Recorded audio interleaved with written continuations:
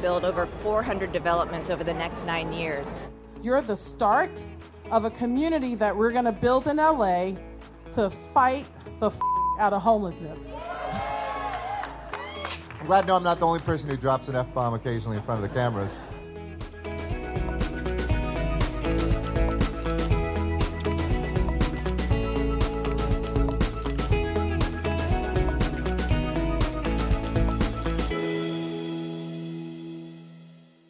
Get your smartphones out and hurry. You only have until May 19th to check out the latest downtown pop-up gallery. And it's all about the dollar signs.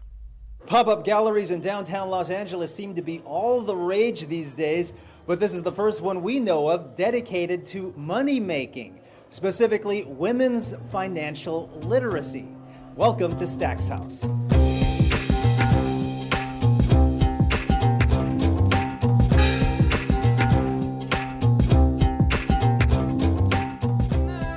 It is an 11,000 square foot, massive, beautiful experience, each room designed to educate you and empower you around a financial topic. Not just taking amazing photographs for the Instagram, but also learning a thing or two. Award-winning finance expert and co-founder Farnoosh Torabi takes us on a tour of her Instagrammable Stacks House Museum. Round one in our visit, the Debt Boxing Gym. Student loans, credit cards, medical bills. So this is a room where we can really let out all of the aggression that we harbor when it comes to having debt.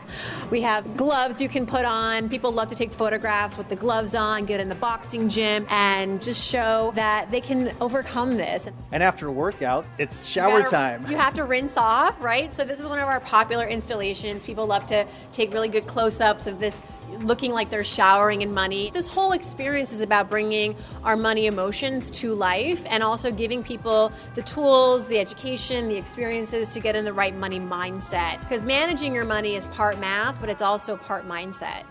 We have a bunch of tips on how to approach investing. So this build protection in your portfolio with cash investments and bonds. It's kind of a surprise. It's a surprise and delight moment. You know, don't try to predict market highs and lows. And if you're going to invest in the stock market, Torabi says take the reins and ride it out. The lesson behind her rodeo room. A lot of us get nervous about the ups and downs in the stock market. And, you know, it's important to hold on because compound interest adds up. The market's going to do its thing. But if you have a long-term goal, 25 years, 30 years to retire with money in the bank, it's important to not give up along the way. So it's your birthday. Gil, what do you want for your birthday? $100,000. Yes, you need to ask for the money or else you're going to get another candle that you don't want. So you're saying the most successful people ask for it? They ask for it. They're not intimidated to talk about it. Whether it's asking for a raise or asking your friend for money back, you know, we need to get comfortable talking about these things and be our biggest financial advocates. Torabi says these tips work for everyone, but are especially geared towards women in her museum because of the income gap between the sexes. Torabi says that may be changing soon. Over the next decade, there's going to be a massive transference of wealth in this country from the old generation to the current generation, trillions of dollars, and women are going to be on the majority receiving end of that. So we're going to be inheriting a lot of money, and we want to be prepared for that, to be able to make the smartest money moves that we know. We're both graduating from UCLA next month, which is exciting, but also a scary time, you know, going into the real world, and learning about finances is definitely something that's important, and there's not really anything that's really geared towards women in finances, so we thought this event and this place was just a super great place. It's so money. Visit Stacks House at 2018 East 7th Street in downtown's colorful Arts District. Where's the money? The museum is open Wednesday through Sunday. Well, his term as mayor has long ended, but former Mayor Richard Riordan continues to support and give back to his community. His latest effort seeks to help empower the lives of all LA children. Rasha Goel has more. Former LA Mayor Richard Riordan and his wife Elizabeth recently made a donation to the Library Foundation for the Los Angeles Public Library's Live Homework Help program. For him, it's about making a difference. It means that my library, the Richard Riordan Los Angeles Library is able to help every child in this world to learn. What we really want to do is make this library something that all the children can use, and Ken has initiated so many terrific programs, and we're so proud to be able to help those programs. The Live Homework Help Program is a signature program that provides students with free tutoring online. You can do it from your phone, you can do it on a computer, you can do it in the library, you can do it at home, and you are talking to a professional. There are no volunteers in this. It's a tutor, and they can save your homework online. Tutors can help with many subjects, and all you need is a library card. It could be a poem, it could be a book report you have to write. It's in English, in science, in social studies. The tutors are Spanish-speaking as well as English-speaking. What a beautiful gift. In fact, Richard Riordan made the donation on the day of his 89th birthday. And for those of you who may have not known, the Central Library in downtown Los Angeles was actually named after him in 2001. I love the library. From when I was a young lawyer in 1956, I used to sneak out at lunch, break into where nobody else was here, and I'd sneak in and spend my whole lunchtime looking through books and tapes and everything here in this library. Throughout his term and afterwards, Riordan has been committed to helping the library. Mayor Riordan, during his tenure, presided over our branch construction program, the nation's largest library infrastructure project, which rebuilt and expanded our system from 63 libraries to 73 libraries. He spearheaded the city's Millennium fundraiser that raised $2 million for library reading programs for children, and he initiated Read to Me LA, an innovative early literacy program for young people. And today, Richard Riordan continues to leave a mark in his legacy as he helps the people of this city. The Live Homework Help program has been around for 10 years and can be found online at lapl.org/online tutor. Well, it's a way to connect small business owners with valuable city resources. The Mayor's Small Business Summit offered networking opportunities and information to help grow local businesses.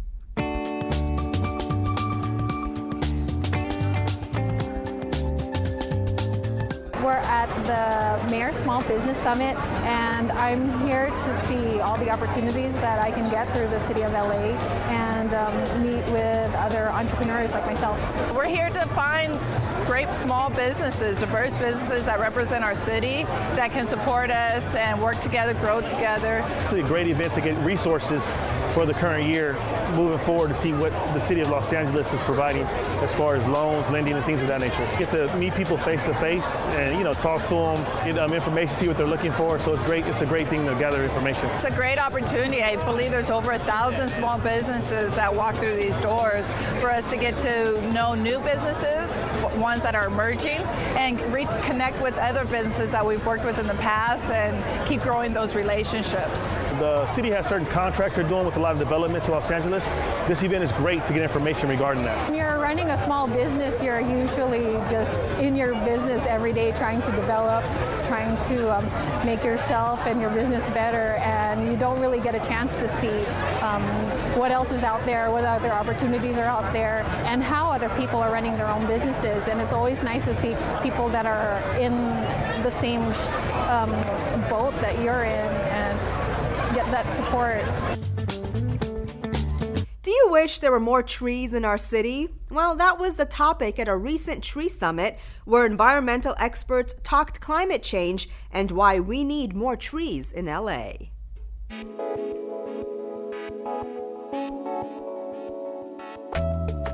Today is the first inaugural tree summit in Los Angeles.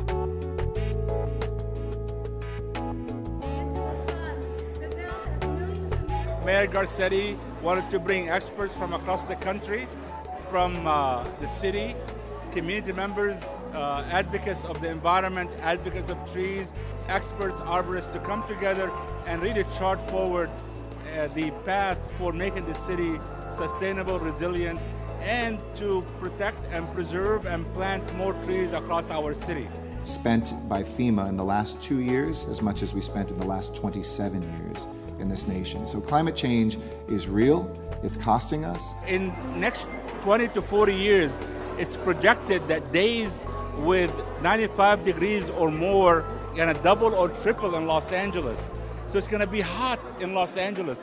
So what we want to do is plant more trees, provide more shade, really provide some space for people to walk from their home to the school to the grocery store and not be hit by the sun. It's a safety issue, it's a well-being issue, and we are really working hard to cool the city. The LA Conservation Corps transforms lives and enhances communities by educating, training, and putting at-risk youth to work. Every year, a luncheon is held to recognize their work and accomplishments.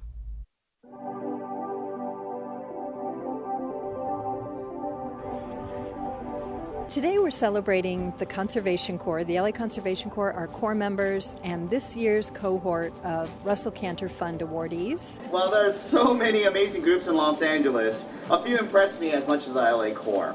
These young people, day in and day out, take to the streets of Los Angeles, picking up trash, cleaning up alleys, and making our city shine. Faith, as we all know, without action means nothing. And LACC is the action of the faith that we have for this earth and for our people, for the students that we celebrate here who reflect our city. The LA Conservation Corps is everywhere. We're providing opportunities, we're helping transform youth through the transformation of themselves, and we are here to keep this city clean and green and healthy so that all of us here can thrive. Just like a mom, the Corps gives, and gives. Just like a mom, the Corps pushes you, helps you, and supports you. Just like a mom, the Corps only wants the best for you. In times when it's difficult to be optimistic about our future, these young people exude hope and speak to the power of possibilities.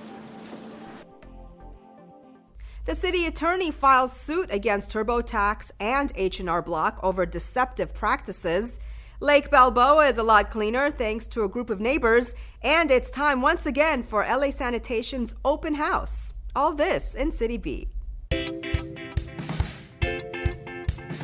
City Attorney Mike Feuer has filed lawsuits against Intuit Inc., the maker of TurboTax, H&R Block Inc., and HRB Digital, alleging unfair and deceptive practices in connection with their free online tax preparation services for low-income filers. The city attorney's lawsuits allege that Intuit and H&R Block aggressively market inferior alternative free tax preparation products on their websites, which are useless to all but those with the simplest of tax returns. LA Sanitation and Environment will host its annual 2019 open houses at each of its 6 district yards in Sun Valley, Northridge, Lincoln Heights, South Los Angeles, San Pedro, and West Los Angeles in a series of free Saturday events through June 29th. Residents are invited to get an exclusive up-close encounter with LA Sanitation truck fleet. For details, visit lacitysan.org. Folks living near Lake Balboa came out to clean their community. Participants picked up trash and debris. They say they like to do their part to help keep their community clean. One of the components that we're working on today is revitalizing public space where people connect. In celebration of LAPD turning 150, the Hollywood station held a party to commemorate the milestone.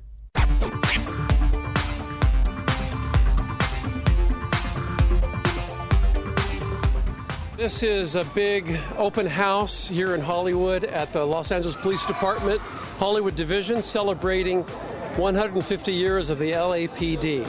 We have the community, we have citizens that live in Hollywood, outside of Hollywood, business owners, politicians.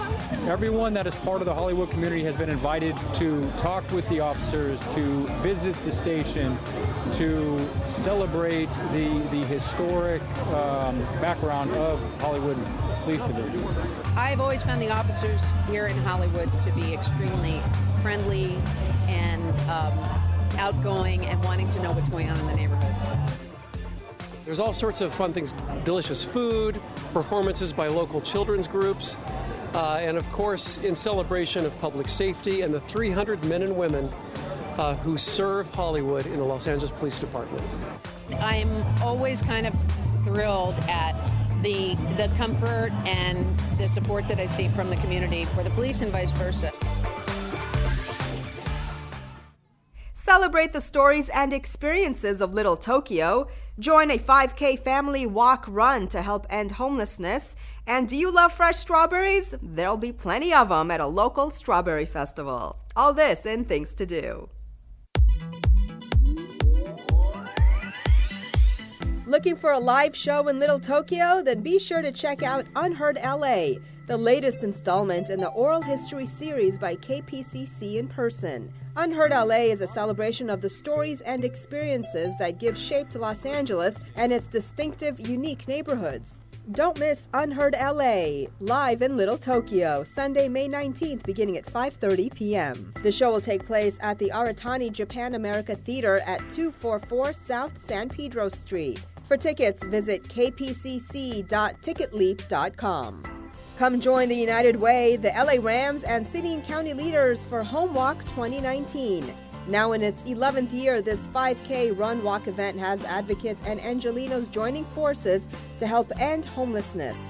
It's a feel-good cause the entire family can share. So be sure to check out Home Walk 2019, happening Saturday, May 18th at Grand Park on 200 North Grand Avenue.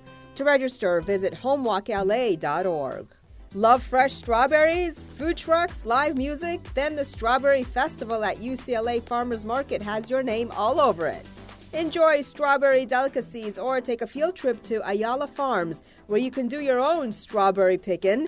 Have yourself a fresh experience at the Strawberry Festival at the UCLA Farmers Market, happening Saturday, May 18th from 8 a.m. to 4 p.m. at the Bruins Plaza. For details, visit castrawberryfestival.org.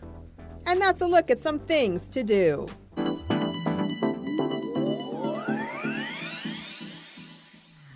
That's it for this edition. I'm Yana Kay. From all of us here at LA This Week, thanks for joining us. A reminder that you can catch us online at lacitywiew.org. We're also on Facebook, Twitter, and YouTube. See you next time for more of LA This Week.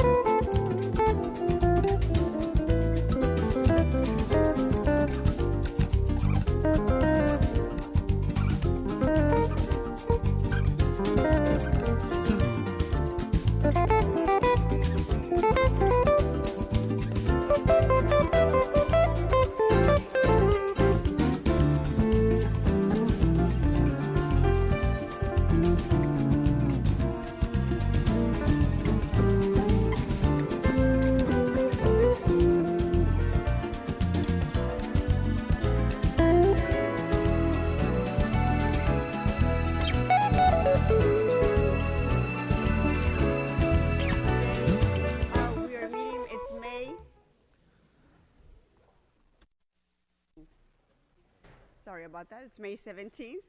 And our council meets on a Tuesday, Wednesday, and Friday. Madam Clerk, can you please call the roll?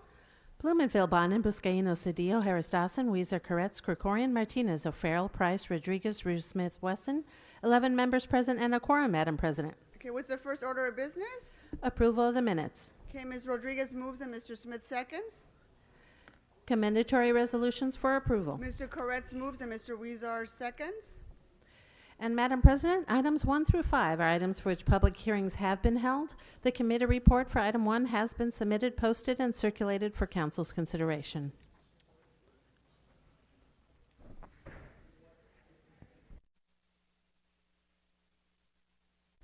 Members, are there any specials on any of these items? Seeing none, we can go ahead and vote on these items. Let's open the roll, close the roll, and tabulate the votes. 11 ayes. What's next? And Madam President, the ordinances for item 1 will be held over unless reconsidered with 12 members present. Okay, very well. That then takes council to items 6 through 8, and those are items for which public hearings have not been held. 10 votes are required for consideration. So without objection, those items are now before us. Madam Clerk, are there any cards on these items? Yes, there are cards on all 3 items. Okay. And any of the members holding any of these items special? Nope. And then, Madam President, that then takes council back to presentations, items called special or general public comment. Okay, let's go ahead and start with our presentations this morning. Mr. Blumenfield, are you ready?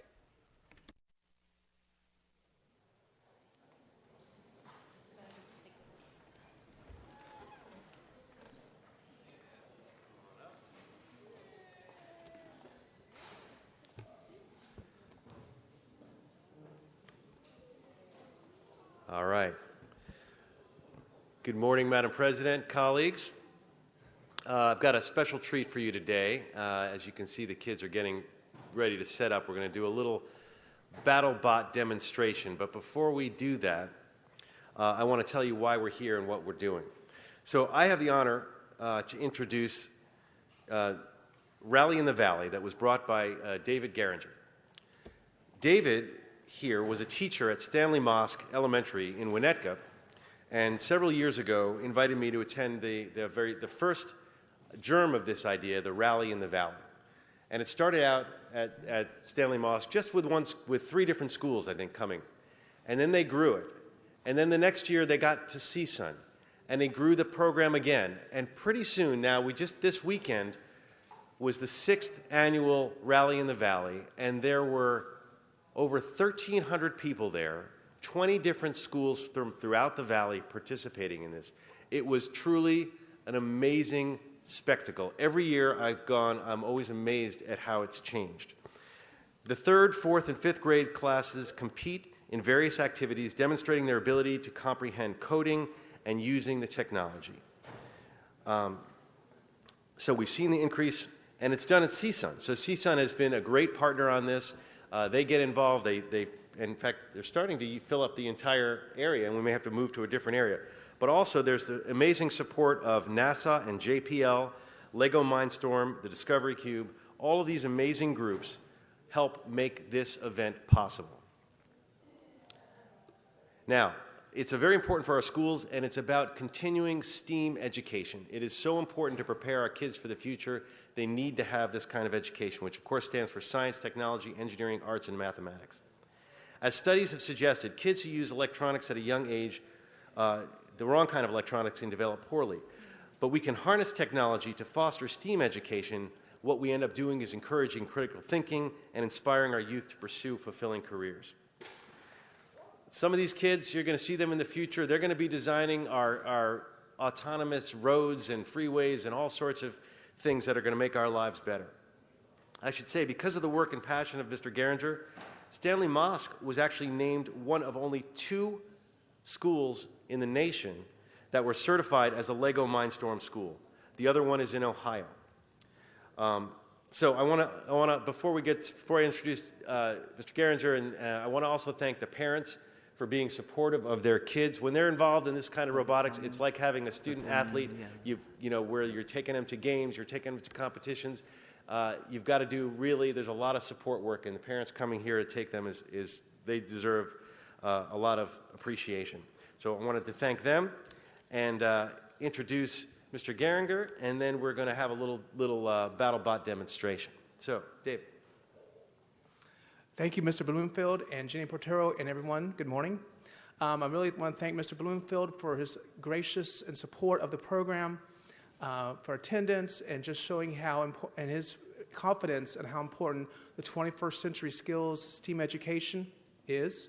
As you can see, our students, thank you students and parents and Dr. Gilliland for joining us today. Besides the sciences, this also is a great opportunity for students to learn gracious professionalism, 21st century skills of cooperation, creativity and communication, and the soft skills of teamwork. So again, thank you. As I do a short demonstration, this is an example of one of the events that happened this past Saturday at Cal State University Northridge. Again, we had 20 schools, over 1,300 parents, staff, teachers, and students in attendance, and we continue to promote this as a venue for not only San Fernando Valley and beyond, as a way for students to showcase their skills, their learnings, in a friendly, cooperative event. Thank you. All right, so we're going to move on to the demonstration. The students here are with Castle Bay Elementary School, which is in Porter Ranch, in Mr. Smith's district. But we're going to have a little demonstration, and what do we say? One of those robots is going to represent everybody on this side of the horseshoe, and the other robot's going to represent everybody on this side of the horseshoe. And so let's have a healthy competition. Kids, whenever you're ready, let's make it happen.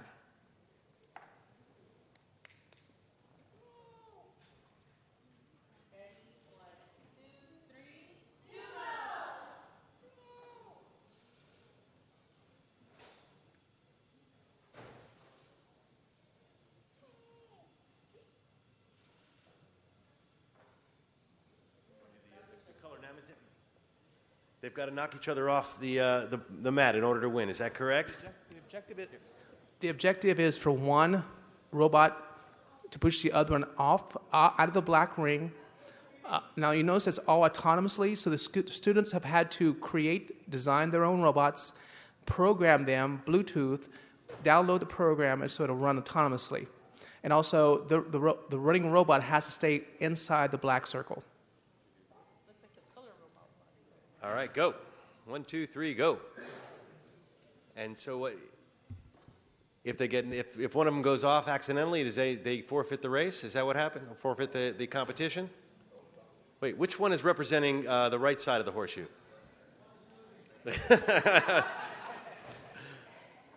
And they're off. It is a tough competition. I can see the two robots going after. They're evaluating each other. What are their strengths? What are their weaknesses? Boom, there's a collision. One is down, and we have a winner. It is the right side of the horseshoe, everybody. All right, thank you very much. Mr. Blumenfield, Let's give them a big round of applause. Mr. Blumenfield, would you like me to go to members on the queue? Yes, before I give the certificate, we'll go to members on the queue. Thank you. Mr. Smith. Much, and I'm very proud, and I thank Mr. Bloomfield for bringing the students in from the 12th district. It's very much appreciated. I've been associated with Castle Bay for a very long time. It's a great school, a lot of support in the community, a lot of friends up there. But what I really appreciate seeing here today is my daughter's a school teacher in Anaheim, and she's captain of their robotic team down there. And seeing what has happened in this over the years from just a very rudimentary robotic programming and system, that our young kids in elementary schools have taken it to a whole new level. And they're learning the future of technology. It's not any longer ABCs, it's technology. And this is where these young people have an edge over the world. We're learning about cars that drive themselves.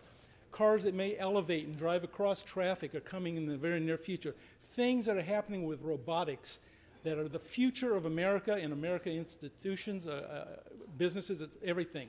And you young people are going to be in the very forefront of that. And I'm so proud of what you've accomplished because you're leading the future. And that's what education is all about. So congratulations to you. And Mr. Bloomfield, thank you for bringing them in. I appreciate it very much.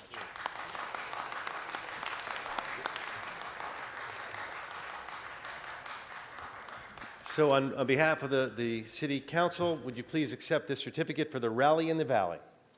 Thank you all so right. much. Thank you. Great. Thanks again. Thank Come on, you. guys, we'll all go over this way. And the parents too. Yeah, parents? Yes. Can you get your stuff, please?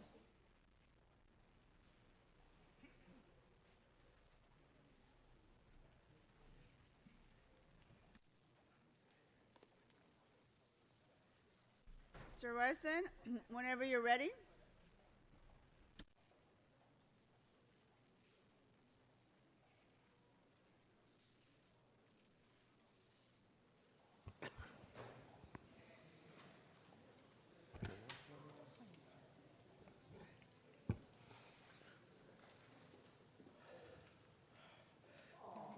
Thank you and good morning, Madam President and members. Today, let's put Lucky down. I'm here with Jasmine, one of our phenomenal staff that helps with animal services.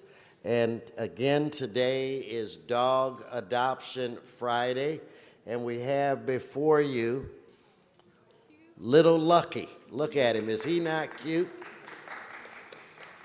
And his coloring is just fantastic. Well, Lucky is a mixed terrier, approximately 2 years old, looking for a home. And like I always say on these pet adoption Fridays or dog adoption Fridays, if you're looking for unconditional love, little young fellas like Lucky can bring that love to you. We in the city of Los Angeles, we have a 100% adoption rate for every puppy and every dog that we've brought into these council chambers, and we'd like to keep that going. So to all of the folk that are here today, Lucky is ready to go home. Jasmine, come a little closer. He's clipped and so if somebody wants to adopt him, they can just come in the back and adopt him today. So Lucky is, unless he eats the microphone, Lucky is prepared to go home with you at this very moment. Look, we try the best that we can to adopt all of the animals that we have in our shelters. But I just want to reiterate to anybody that's watching us on television right now that if you're interested in Lucky, call 888-452-7381. Again, that number is 888-452-7381. But what we're asking for you to do is to take him home and to save his life. We do everything that we can. Now he's perking up a little bit. We do everything that we can, but we need you to help us. We need you to adopt these animals, these very sweethearts, these little boo-boos that we have in our shelter. So please, if you're interested, I'm going to ask Jasmine to stay around for a little bit. We'll be in the back. You can come back, see him, take a picture of him, send the picture to your moms or dads or your significant others to get a thumbs up to bring Lucky home. But again, if you're looking for unconditional love, Lucky and a lot of his friends that we have at our shelters will definitely provide it for you. So maybe, Jasmine, we can show him around a little bit, try to generate some interest. If you're, come on down if you're in this building. I should say about 75-80% of the animals that get adopted are adopted by people that work for or do business with the city of LA. So here he is. Let's get him. Can we get a tight mug shot on him? Look at that. So don't just, somebody come in the back and go, and take him home. Thank you, Madam President and members. Thank you, Mr. Wesson.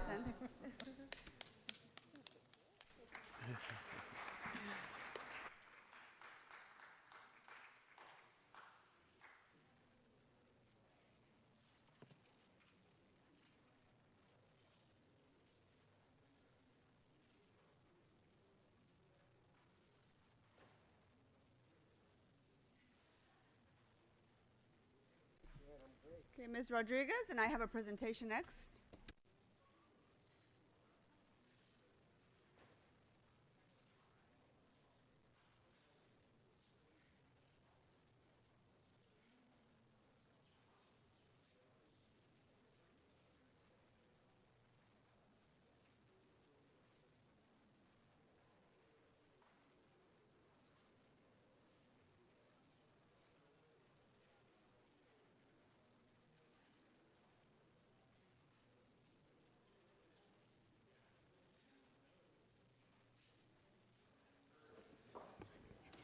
All right, good morning, colleagues.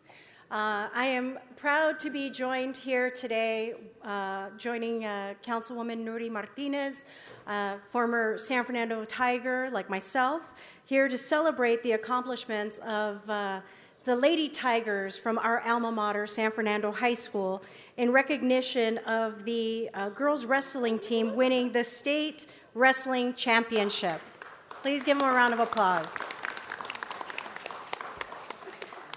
You know, yesterday, just a little side note, I want to say yesterday was the 2-year anniversary of Election Day for me. And it was this day 2 years ago that I got to come make my first visit to the council chambers with all of you. We have some fun photos from that day.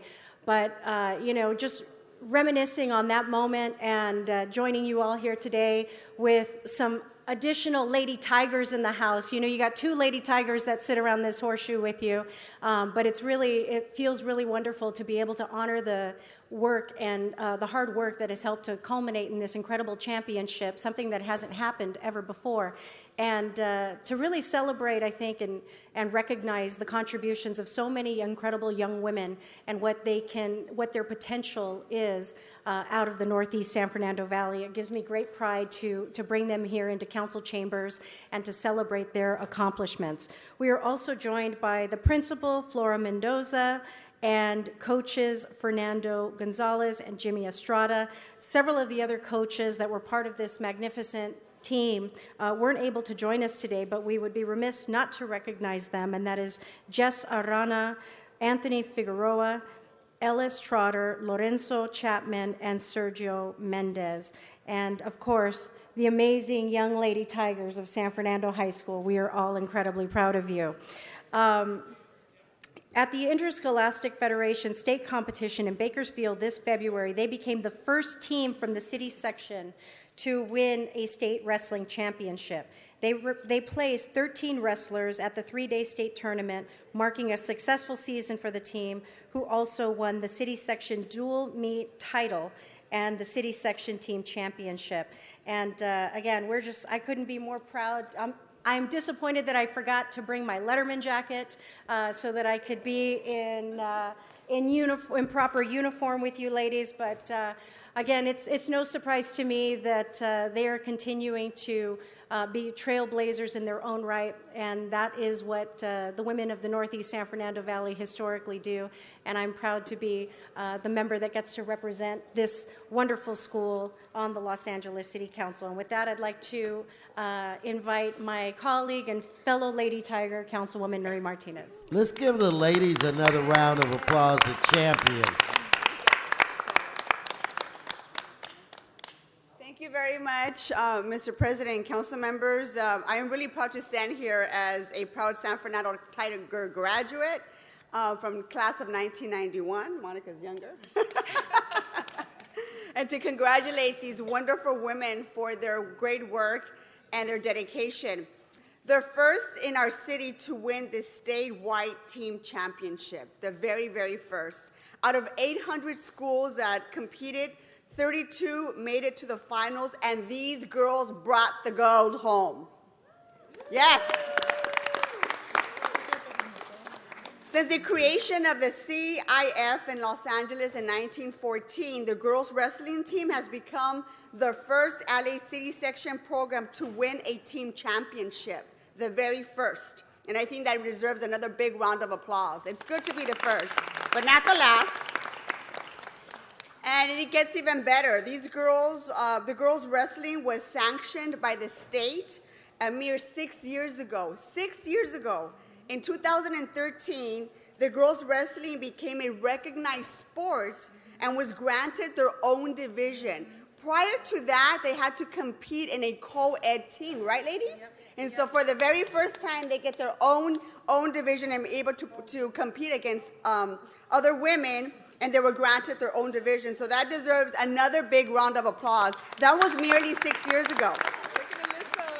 So in this short time as a sanctioned sport, these girls have proven to be fearless and hardworking women and true champions.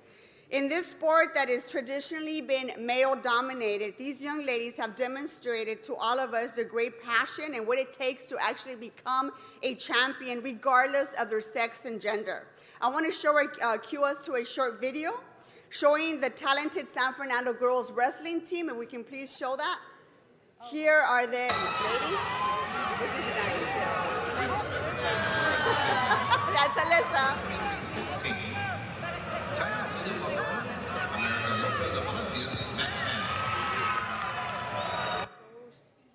Woo!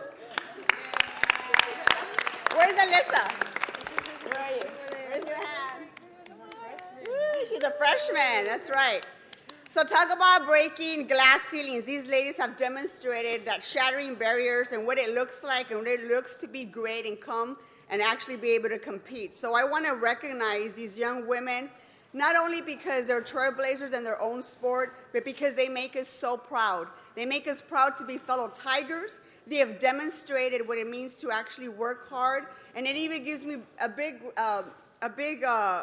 greater pride that to know that sometimes when other little girls in our community are going to watch these young girls compete on the mat, and they're going to one day say, I can do that too. I can wrestle. Just like Ms. Rodriguez and I, if anyone knows what it means to compete in a male-dominated field, it's us, and the importance of seeing people that look like us do what we do. And so I often say you can't be what you can't see. These ladies are proving that every single day. I want to also acknowledge that these young ladies have been enrolled in AP classes, and they have participated in extracurricular activities. One of our graduating seniors is actually on her way to Emmanuel College in Georgia, and where she's going to be able to wrestle there as well at the university level. So let's give her a big round of applause.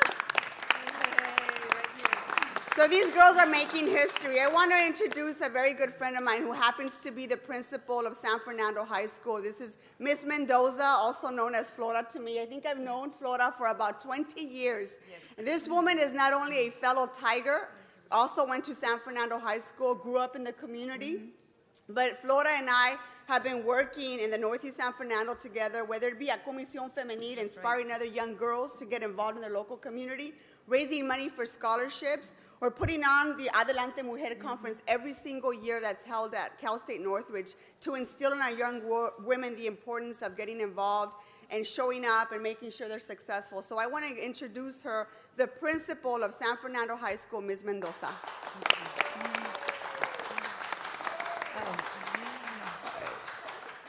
Good morning, honorable council members. I am delighted to be here in the company of our girls state wrestlers and their coaches. Thank you, Councilwoman Monica Rodriguez and Councilwoman Nudi Martinez, both San Fernando High School alumni, which we are all very proud to say that they are ours. So thank you both. And also thank you for the invitation to this wonderful recognition of our girls state wrestlers. Our girls are the LACIF wrestling champs. And if that were not enough, they made history by earning the Girls State Wrestling Championship title. We are the first LAUSD school to have earned this title. Each of our girls work hard in order to build their athletic skills. Their commitment to this sport is unwavering. They practice during the summer, after school, and on weekends. They have tournaments throughout the school year.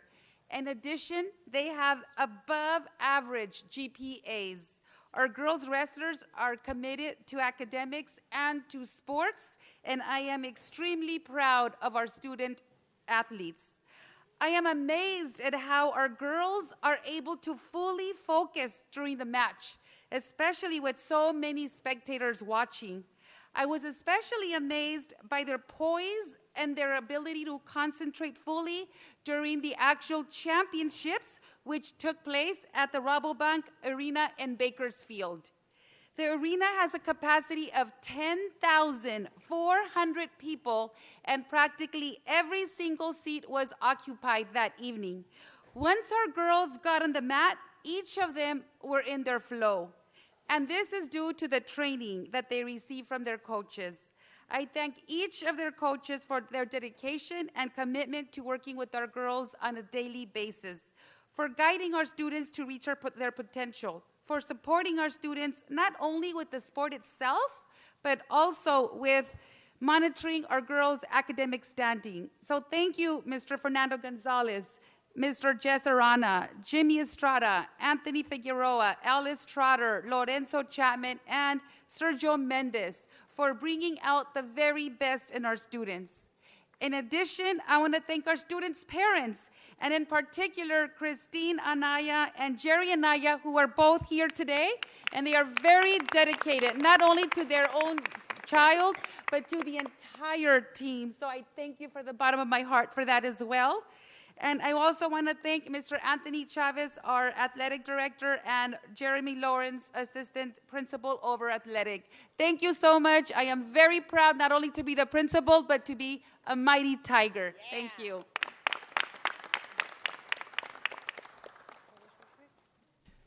Ms. Rodriguez and Ms. Martinez, are there any more speakers from the group, or are you going to present them? Yes, we do. Yeah, we do have a couple more speakers. Thank you, All right, Mr. President. no problem. So at this time, I'd like to invite our coach, Fernando Gonzalez, to come up and share some of the spectacular work here.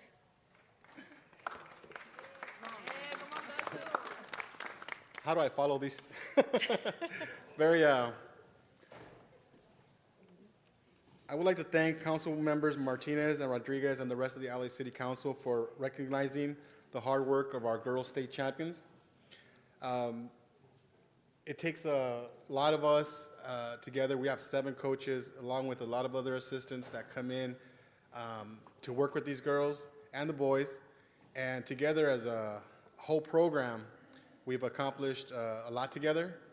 And fortunately, we're going to be this year coming up, giving the girls their own separate facility. In the past, we've had to practice under the same one room, but thanks to the administration and the members of the community, we're going to be opening up our girls' wrestling room. And we're going to be fundraising to supply that room with pads and mats and everything, so keep that in mind. Open up your checkbooks. But seriously. Mr. Marquez says Dawson said he'll donate. All right, thank you. But seriously, we take a lot of pride in our girls and boys, but today we're here to celebrate a tremendous accomplishment by these young ladies to overcome something that, I mean, if you don't know, California is divided into 10 sections athletically, and we're the LA City section, but we compete against all the sections. And for the most part, historically, our section has not been to this level. And for them to really get not only our school, our community, but the whole LA City section on the map, and to earn the respect. And now our section is looked as one of the strongest sections now, thanks to our girls winning the state championship and overcoming many obstacles. I want to say how proud we as coaches and staff at San Fernando High School are of them, and I want to congratulate them and thank the LA City Council for this time. Thank you. Congratulations. Thank you, Coach. And at this time, I would also like to invite Gianna Anaya to come up and share their experience. Welcome. Good morning, Los Angeles City Council members. My name is Gianna Anaya, and I am the team captain of the 2018-2019 San Fernando Lady Tiger Wrestling Squad. It is my honor and privilege to say thank you on behalf of myself, my teammates, and my coaches. I have been wrestling for about 8 years now. It has taught me to be humble, respectful, and how to be a leader. I am proud to be able to lead this team of young women. Without any of these girls, we wouldn't be the first team in the LA City section to become state champions. Many people doubted our girls team this year. However, we persevered and rallied as a team to make our dreams a reality with hard work and determination. All the weight management, time away from friends and family, all our injuries and tears, and late nights doing homework has all paid off because now my team and I can call ourselves state champions. We humbly accept this recognition, and we are here to make our family, school, and city proud. Thank you. Well done, Gianna. Thank you, Mr. President. Members, if I could just have the members' attention for a minute. Let's really give them a round of applause for winning this championship.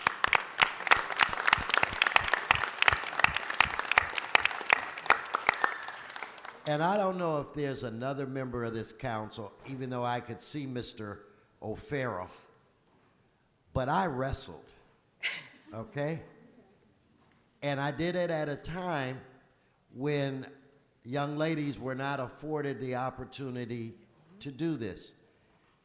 Members, we saw a 15-second clip of one of the members of this team. It is hard. It takes everything that you have and every bit of strength that you have, the training, Principal Mendoza and Coach Gonzalez, the training is just unreal. I'm assuming they still have the different weight classes and what have you.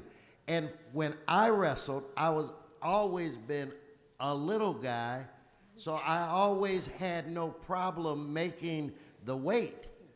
But there would be other wrestlers who would lose 15 pounds to get down to my weight. And in essence, I mean, I am so impressed. I am so proud of you, and I hope that you cherish and remember this for the rest of your life, because you're opening up doors for other young ladies, not just throughout this state, but throughout this country. And there's absolutely nothing wrong with being strong and being tough and being in a position to protect yourself. And the one thing that I will say, in my wrestling career, I was not anywhere near as good as you. But when I would fool around with my buddies, I could out-wrestle all of them. So take this skill and use it for the rest of your life. Plus, I think this is the first time when I learned how to diet and what the proper food was to eat, and I think that's why I have not ballooned in my later life. So I'm just so proud that I just can't articulate how proud I am. And Mr. Buscaino, when they go in the back, I want to have you, if you please take the president's chair, because I'd be honored to take a photograph with the lady champions, all right? So anyway, give them one more round of applause. Champions. Thank you, Mr. President. And ladies, take note. You too can become council president of the Los Angeles City Council with your wrestling skills. Again, colleagues, thank you all so much. We are very proud of these Tigers. And with that, on behalf of the City of Los Angeles, ladies, congratulations. Amazing work. Job well done.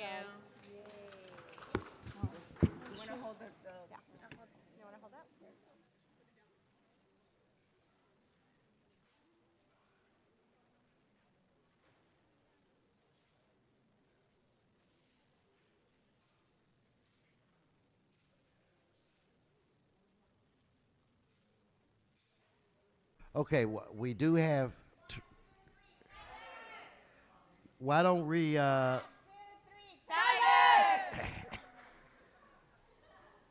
think we have a item we can reconsider. Why don't we do that? And then I want to join the ladies in the back. And that would be item 1. Okay, we're voting item 1, reconsideration. Please open the roll, close the roll, tabulate the vote. 15 ayes. Okay, now we'll actually vote on that item again.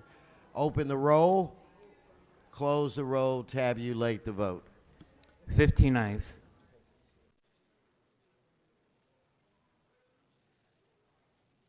Okay, there's Mr. Buscaino now.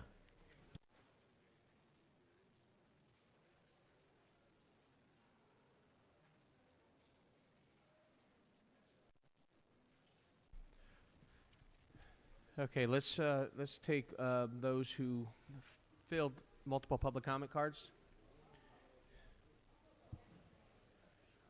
Let's see, Sean Murphy, please come forward. Good morning, happy Friday, Sean. There he is, ladies and gentlemen, Sean Murphy.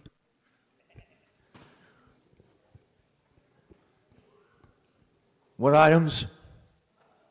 The items that you pulled, Sean. You've done this before, sir. Go ahead.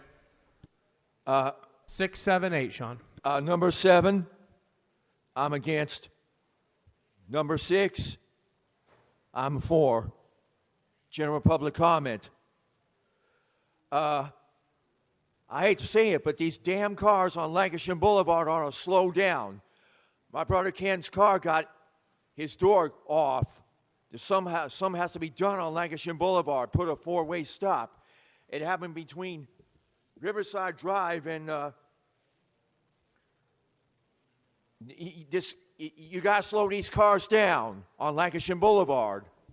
Thank you, Sean. Next up, Wayne. Come on up.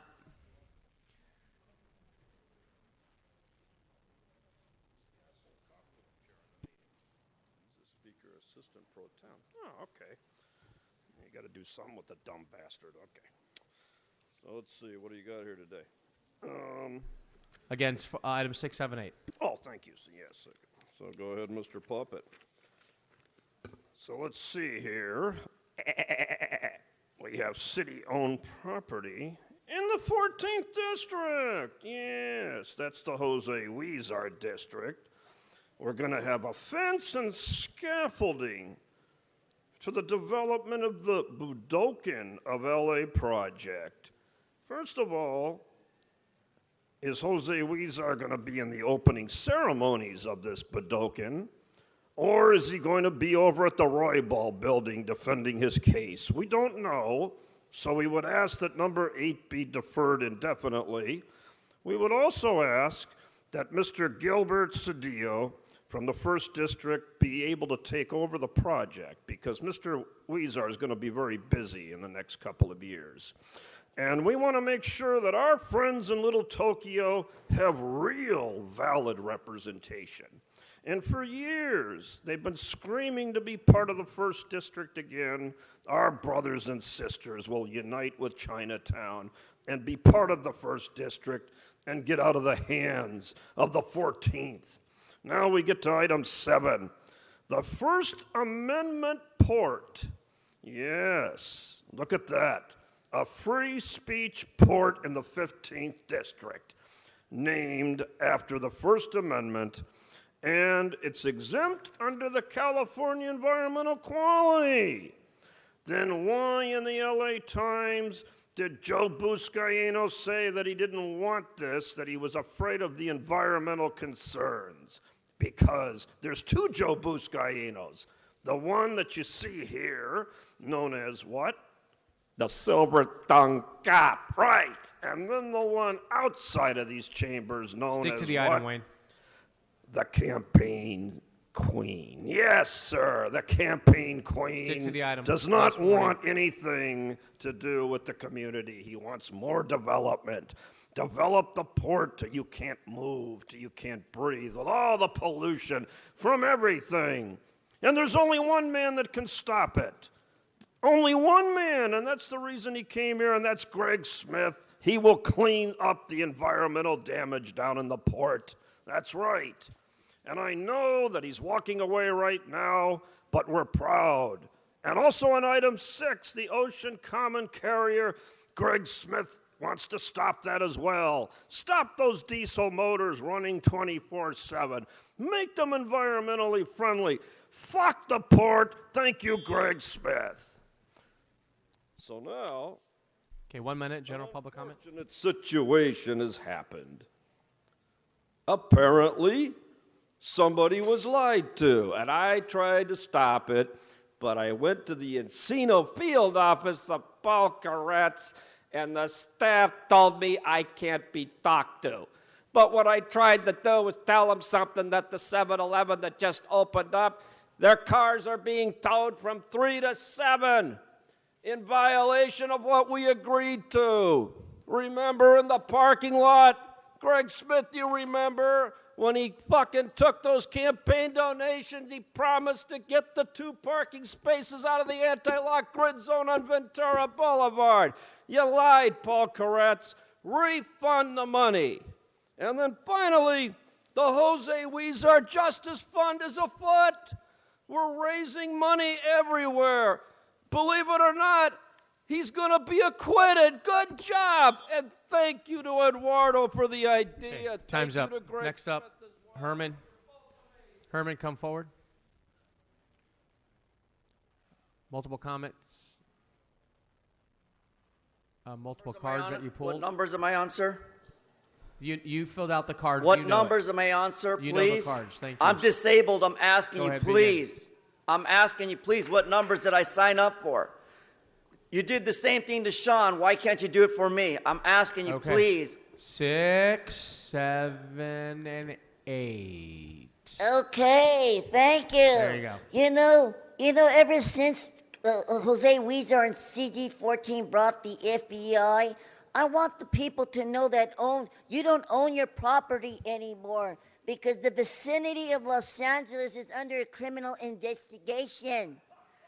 And because the instruction by the Department of General Service in the Little Tokyo Plan by Jose Huizar, you know that Buddha Kokan of Los Angeles projects by the council's action is racially motivated by discriminations, as you heard the testimony by the councilman up there. Please speak into the mic, Mr. Silver Herman. Tongue Cop.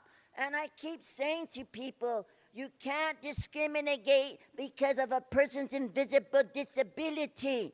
You cannot place between Main Street and Los Angeles Street property that belongs to the public and fence it simply to sacrifice political speech and censor people who come here to criticize assholes like Jose Huizar under the FBI investigation. Now, as far as I remember about First Amendment, we had an amendment regarding Crenshaw and Obama Boulevard to campaign in resolution to number 19/8459. So I don't think your item This is 6, the 7, 8, agreement Mr. under Herman. Get back on the topic. 193425, the Okay, GE that's your warning. Okay, extending stick to the items. contract- 6, 7, 8. extending the contract term for 3 years, extending the contract year for 3 years for a maximum compensation for additional $3 million. I'm on topic. I know I'm on topic. You just want to discriminate against me because I talk about $3 million after you agreed to $13 million for agreements to any reason upon giving a 30-day notice. No, it's not going to happen in my watch. It's not going to happen in my watch because I'm disabled and you want to criticize me because of my mental health. You told me I have mental health. You got mental health. I know what I'm talking about when I read this. Okay, your time's been forfeited. Community impact Okay, give him his 1 minute. none. General public comment. None. Oh, you took my time. Thank you. So let me address the state address. On behalf of Judge Patricia H. Cobbs. Patricia H. Cobbs, will she violate our civil rights of First Amendment because I entertained myself in Cerritos, Pasadena, and Downey, and I made the Downey Patriot News front page of First Amendment? Will you allow Jose Huizar and the FBI to pursue a criminal investigation why the tyrant is excluding me from public meetings? If you violate my civil rights, my Bill of Rights, my First Amendment, my Fourth Amendment, my 14th Amendment, then none of you Mr. Herman, speak into the mic. Amendment rights. And for that reason, campaign donations that went to Crenshaw, Obama Boulevard on the square is corruption up the ass. Fuck you.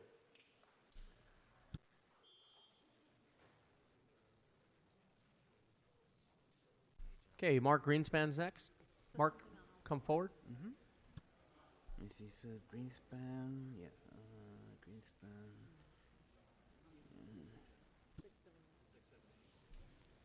Good morning. Good morning. Mike Greenspan.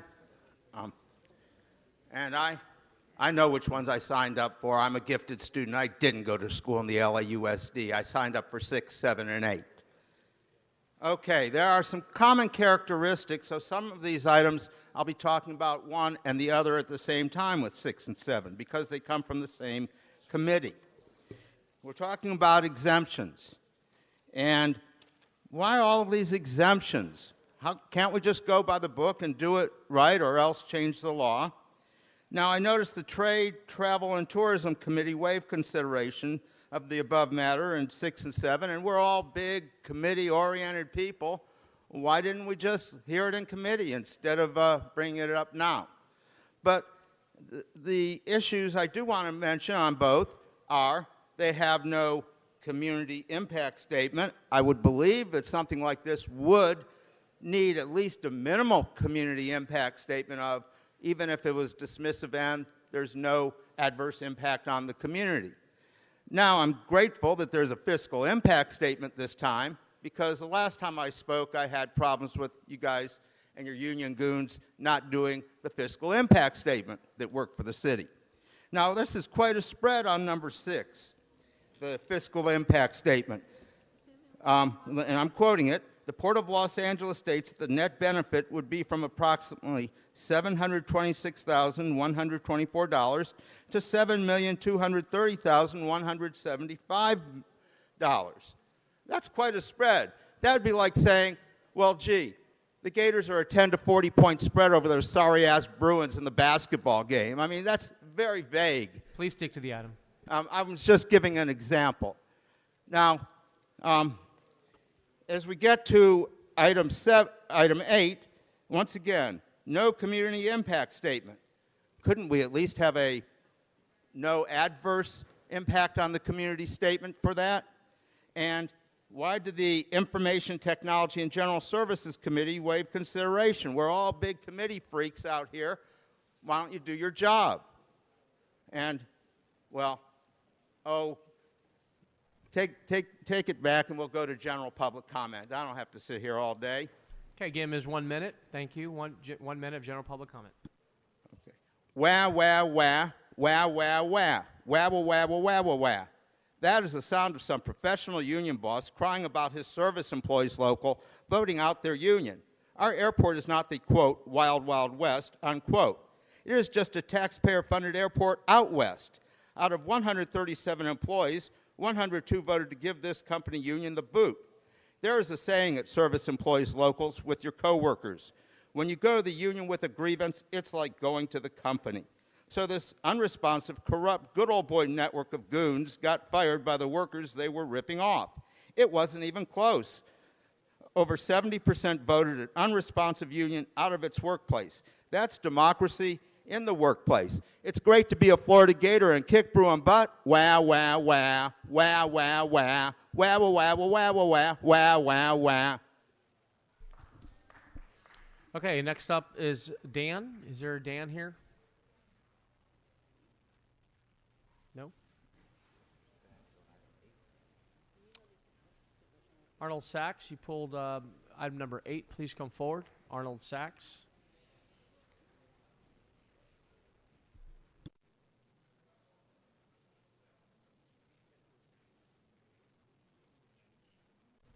Mr. Sachs, are you coming up? You also pulled a general public comment as well. So you'll have a minute on item 8 and an additional minute for general public comment. Good morning. Happy Friday.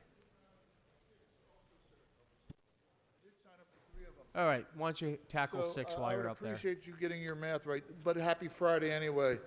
So number 6 is Ultra Container Vessel Incentive Program.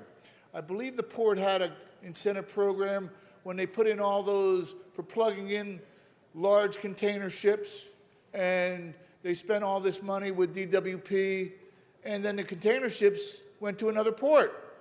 So the incentive was come to our port and you can have clean ships plugged in, but they left. So with that kind of math being done by the city of Los Angeles, I'm very concerned about an incentive for large container ships? And will they be able to fit at the docks? Number 8 refers to the Tokyo Service Center Community Development Corporation. So isn't the Little Tokyo Service Center Community Development Corporation.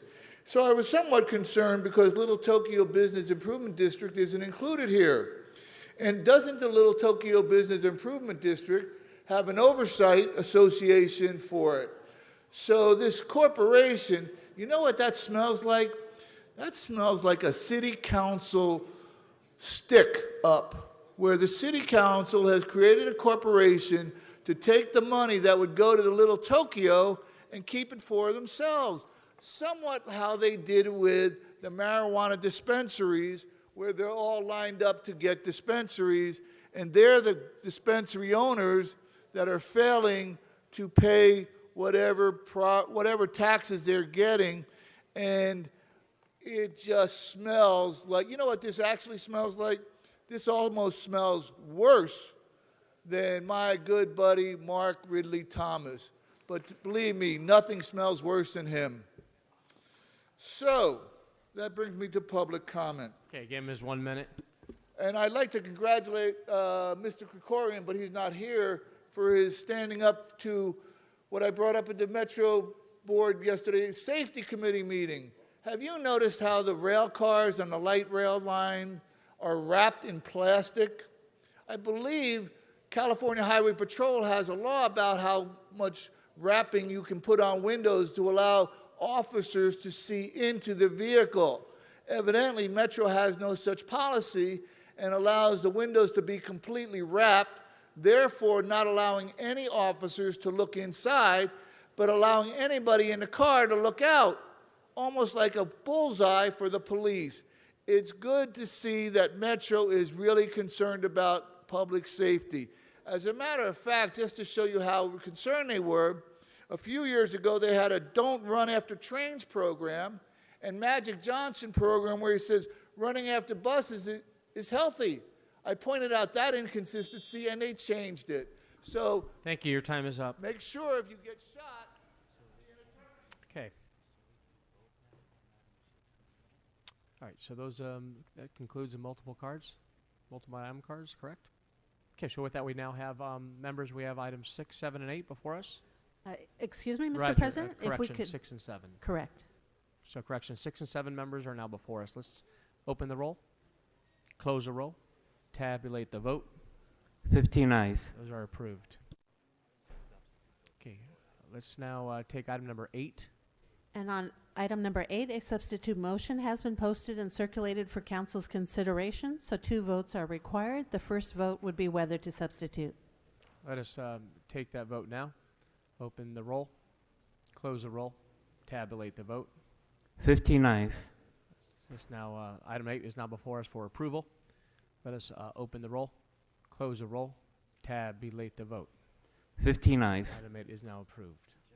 Okay, let's now turn to general public comment portion of today's council meeting. Danny Solis, Danny, followed by Matthew Bautista. Good morning.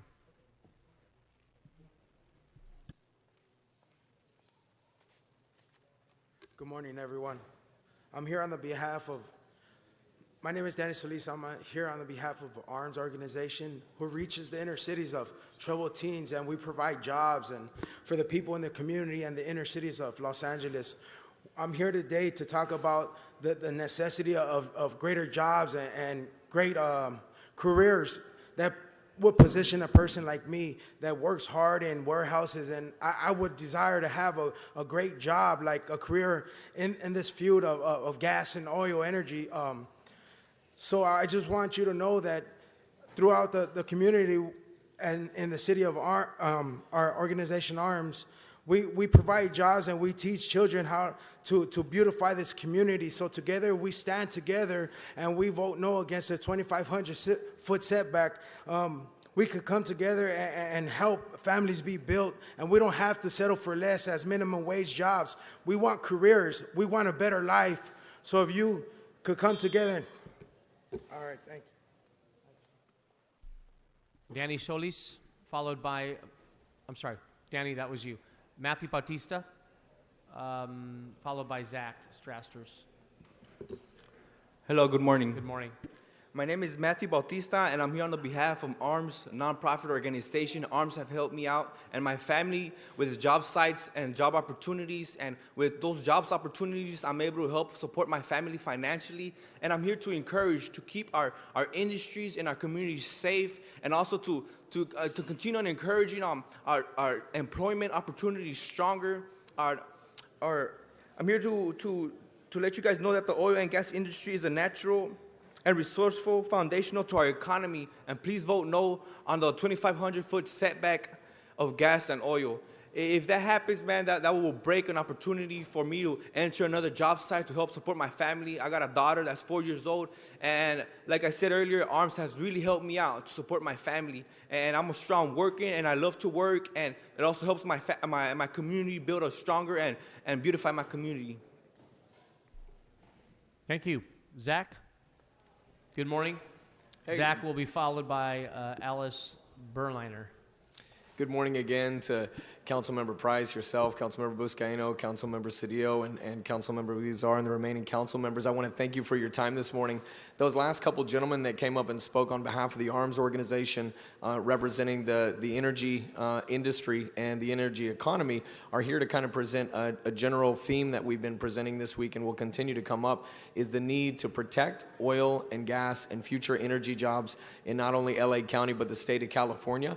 It's 300,000 jobs that could potentially be impacted by a 2,500-foot setback that's before the council, as well as 100,000 jobs in LA County. So we want to make sure that everybody's aware, and we want to continue to repeat this motif that it's important to understand the potential impact that this 2,500-foot setback could have. Remember, these are real people, these are real families, and these are real bedrock foundation careers that offer an opportunity for those that don't have college educations to move into the next strata of the economy. Thanks for your time. Have a good day.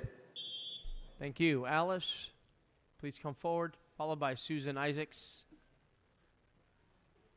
Susan will be followed by Melissa Acoba. Good morning. Good morning. Welcome. Good morning, Council. My name is Alice Berliner, and I work with the Southern California Coalition for Occupational Safety and Health. And we are here in support of the Fair Workweek policy. So the retail sector, as many of you know, is the second largest in Los Angeles, behind healthcare. And unfair scheduling practices, which include on-call shifts, variable shifts, little advance notice, clopening, and non-standard hours are prevalent in retail. Through unfair scheduling practices, workers are put at risk for a host of health and safety issues. When workers have unpredictable schedules, they may be forced to compromise on their health in order to work a shift. And also, we're finding that workers who experience unfair and insecure scheduling are also at risk for sexual harassment and discrimination.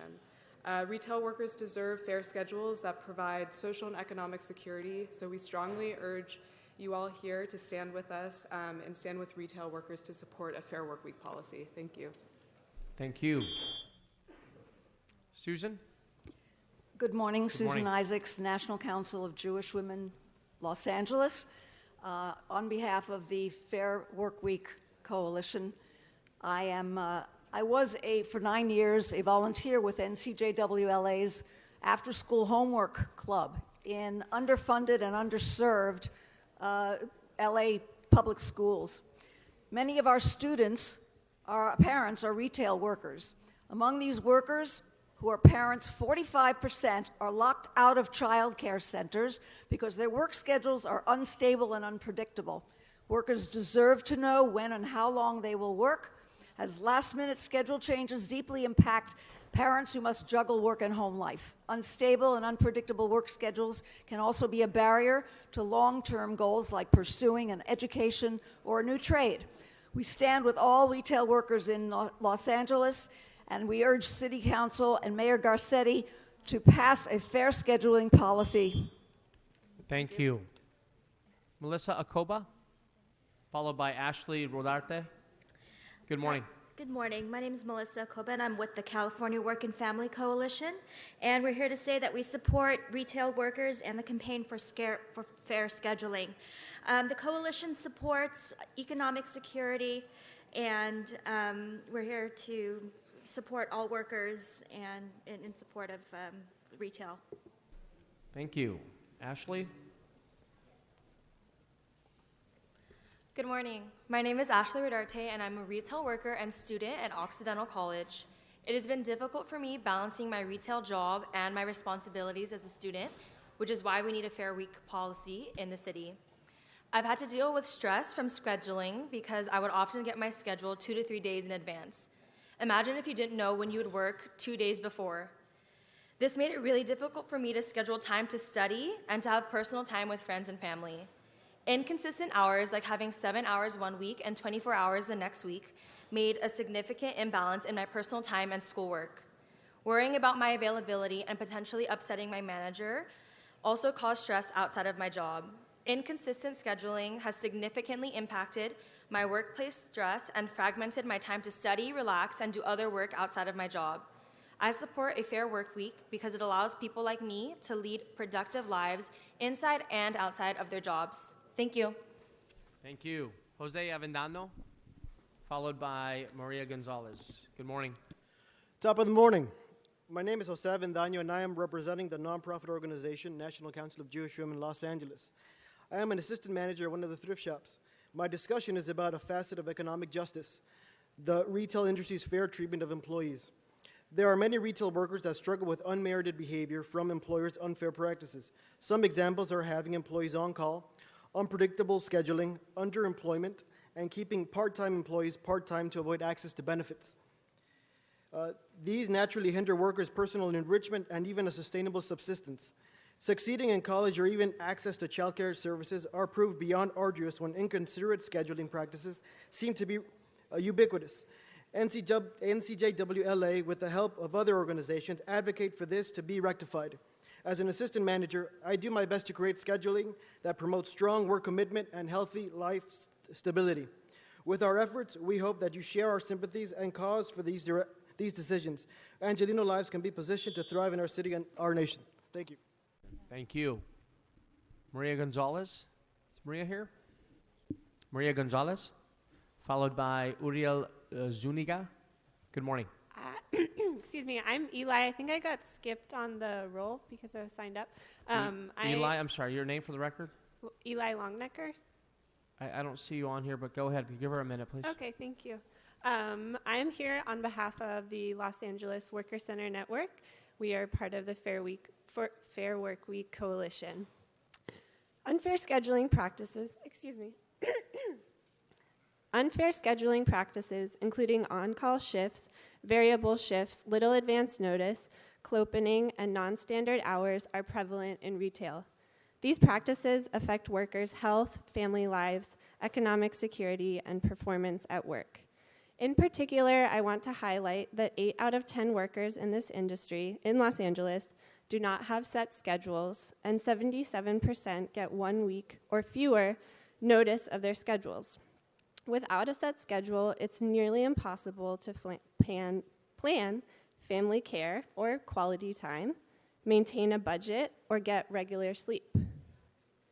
Retail workers deserve fair schedules that provide social and economic security.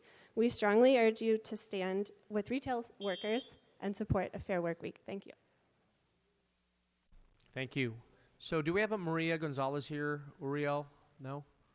Jose Flamenco? Mr. Arak? Frederick? Damian Cortez? Oh. Your name for the record, sir? Frederick Arak. Thank you for joining us. Good morning. Yes, thank you, Mr. Chairman and members of the council. I'm here on behalf of the Firefly organization. It enables me to keep my dignity. I'm a veteran of the Second World War. I'll be 93. I'm living basically on Social Security.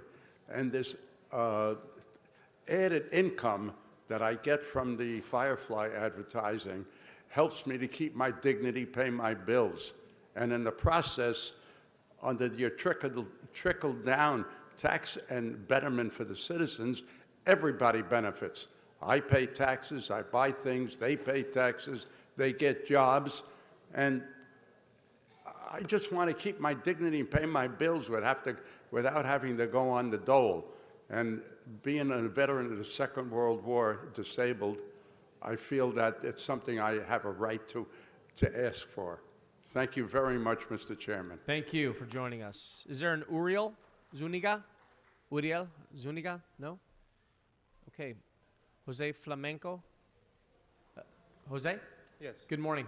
Hi, good morning, council members. I'm here today to support Firefly because this company helps to provide some extra income to our community and families.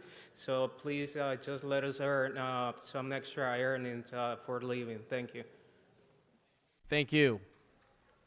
Is there Marcus Tullius Cicero? Marcus? No? And Damien's not here? Okay. How about Mr. Quiquero? Jose Serratos? Rene Guzman? Red Chief Hunt?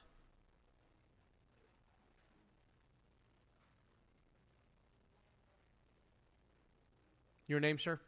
Rene Guzman. Mr. Guzman, thank you. Good morning. I left the city about 6 years ago and I returned back, and I have several businesses now in the city. And my concern is right now with something that you guys called, I believe it's called LA 311. It's a phone number where you can call for services and assistance, and there's also an app attached to it. And the reason I came today is because yesterday I lasted over 50 minutes on call, and the issue never got resolved. And unfortunately, the person on the other end, and I talked to the supervisor, they were not well prepared. They were not trained properly in what department does what. And I have another issue with 311 since April 10th of 2018. Still pending results on that, even though I have complaint numbers and sent multiple certified letters. So I just hope that someone starts looking into the leadership and the training of 311 to make sure it's accurate, reliable, and effective. Thank you. Okay, thank you. Red Chief Hunt. Good morning, Red Chief Hunt. Since 2004 to 2012, I had the best city council members down here as possible and things like that. I want to thank some of you guys who've been here with me through my hard times and my good times and things like that. But I'm really concerned about how the First Amendment and how the people are being treated. I don't do personal, so I never attack you guys on a personal level. Licensed professional people don't ever protect people on or go after people on a personal level. Number two, I'm really concerned about LAPD and Michael Moore. Here's what I really found out. You can't make change if you don't know what change look like. I'm really concerned about that area and becoming into like the Chief Daryl Gates era where it gets all out of hand. And I'd like to welcome Mark, Mr. Dawson, to my new area. You'll never have any problems from anybody else. The Red Chief Hunt. Thank you. Any other member of the public that is here to speak on a non-agenda item, please come forward now. Your name, sir? My name is Damian Cortez. I'm here representing Firefly with my partners. I am a father of two, and I'm also a veteran of the United States Navy. I use Firefly to support my family. Through the city of Los Angeles, when I drive around, I feel safe having this sign. It is not a distraction. Actually, this sign allows me to stand out a little bit more. Not only does it make the city look nicer and beautiful, but people have compliment to my vehicle as well with the sign. I think we should move forward into the future, not in the past. We're living in an age where technology is moving fast, and we have to keep up with it. If we get left behind, then we won't be recognized as the City of Angels. I ask you, City Council members, to please vote yes to keep the sign in the City of Los Angeles. Let's move forward with this motion, and let's look at the future. Don't look at the past. If you're old, let's be young again. Thank you. Thank you. Any other member of the public? Okay. Seeing none, this now concludes the general public comment portion of today's meeting. What's before us, Madam Clerk? Council has motions for posting and referral. They're posted and referred. Next. Any announcements? Mr. Cedillo for an announcement. Yes, I know this may seem like Groundhog's Day, but with remorse and sadness, I'm here to announce that one of our staff members, what we call Team Cedillo, will be leaving the team or leaving this location. We always say that once you're on Team Cedillo, you're on for life. Someone else pays you, but you still work for us.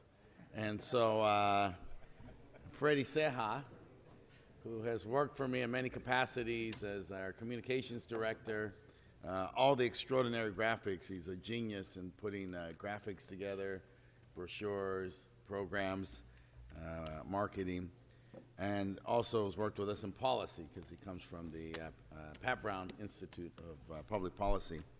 Has been stolen from us for a really high dollar, and we'll be working, speaking of advertising, with Mad Men. Is that it was called? Mad Men? Mad Men.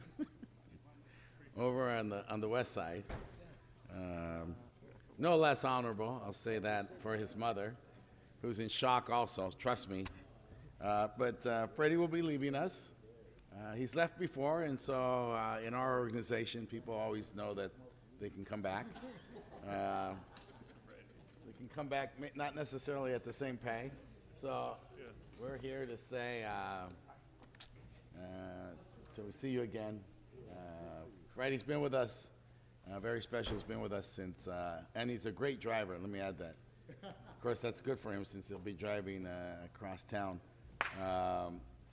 But Freddie has been with us since 2008. Yeah. 2008, and so we're sad to see him go. But like we said, he's Team Cedillo charter member. So with that, let us present this. Freddie Ceja, ladies and gentlemen. There he goes on to a new chapter. Once Team Cedillo, always Team Cedillo. Good luck to you, Freddie. We love you. Mr. President, Mr. Wesson for announcement. Stand by one. Here we go. I just want everybody, Channel 35.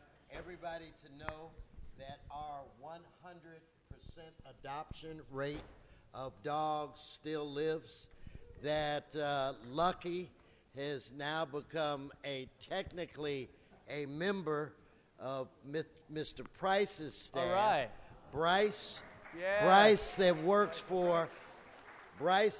for Curran has adopted Lucky, but Lucky will reside in the 10th district. So anyway, our 100% adoption rate. Congratulations, still lives. Mr. Wesson. Thank you. Any other announcements? Okay, seeing none. Adjourning motions. Please rise for adjourning motions. Mr. Weezar.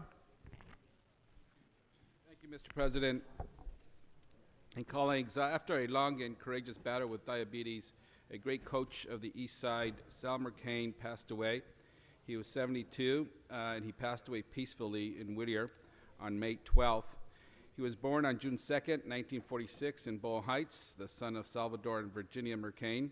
Sal was a loving husband for nearly 53 years to Mary Lou McCain, and a dedicated father and grandfather to his 6 children and their kids.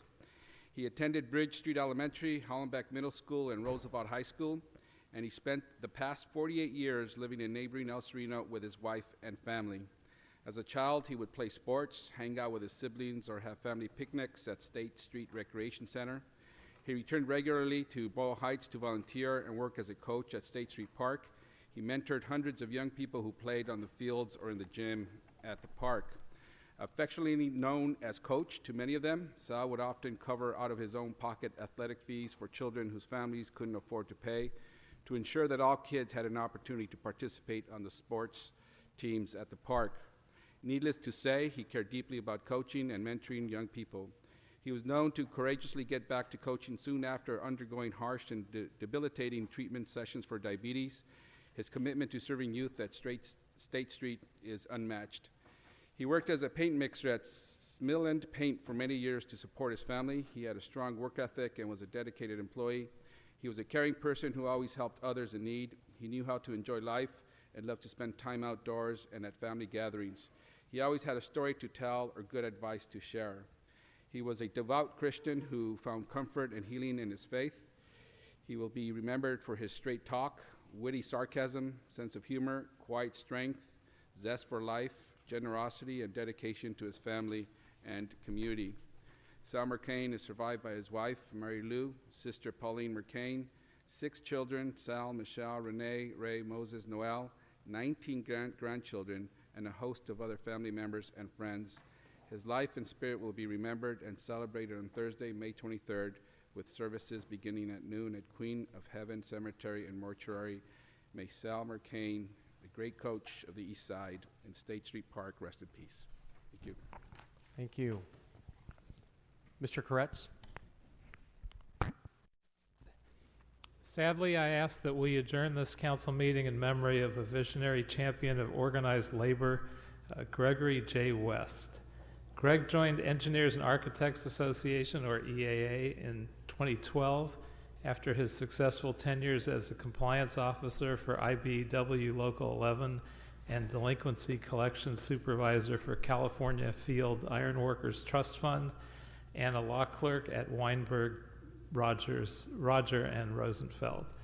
Greg's passion for helping working families through labor management and conflict resolution and negotiations started while a debate student at Cal State University Fullerton, and later transcended in his participation in labor law moot court at Hofstra University School of Law, where he completed his Juris Doctorate degree.